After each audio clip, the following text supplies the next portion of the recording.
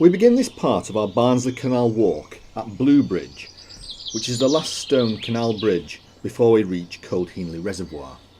As we turn, we can see that, like so many other parts of the canal, this stretch has silted up. As we move the short distance towards the reservoir, the remains of the canal are on our left. When the canal was first built, Cold Hiendley Reservoir did not exist. At that time, water levels were regulated a bit further away via Winterset Reservoir. The canal was fed from Winterset via a channel on what is now the north side of Cold Hiendley. The upper dam at Winterset Reservoir can be seen here, as viewed from the lower dam at Cold Hiendley.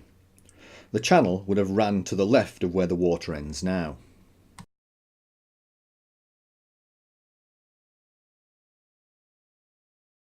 I believe that the position where the channel entered the canal is represented by this structure here.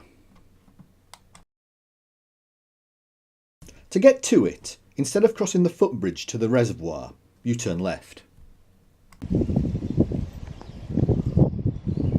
The structure is just up ahead, next to the railing.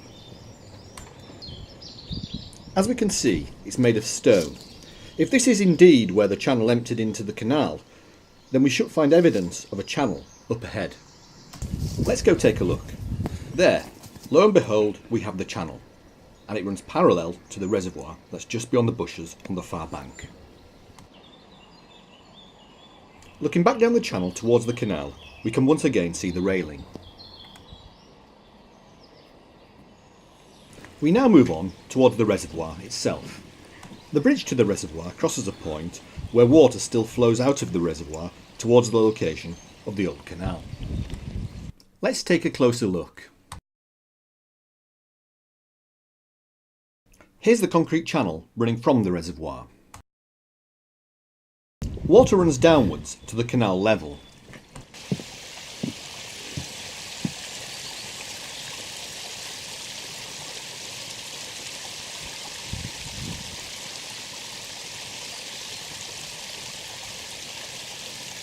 The canal would have run somewhere down there.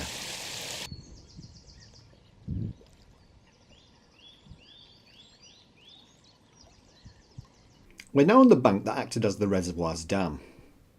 This also separated it from the canal, which would have been located behind the dam, just behind the line of trees and bushes on the right hand side. Up ahead, next to the car, is a concrete circle.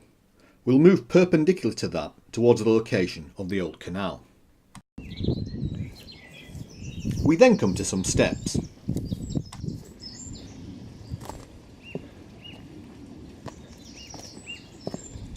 You can see some water ahead in the place where I would have expected the canal to have run.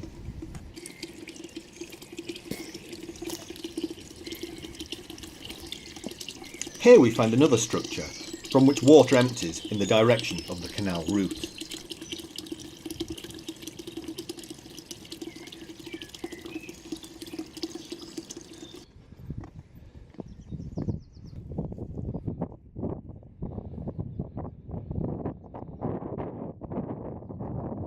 We're now looking towards where the canal would have flowed. Its approximate position would be the point where the grass meets the brown soil of the field beyond. We then come to another point where water once again flows from the reservoir towards the location of the canal. Again, there is clear evidence of a channel. And now back to the canal side, where the canal once again becomes clearly evident. We finish this section of canal on Cold Hiendley Common Lane. The green signpost points to where the canal route continues.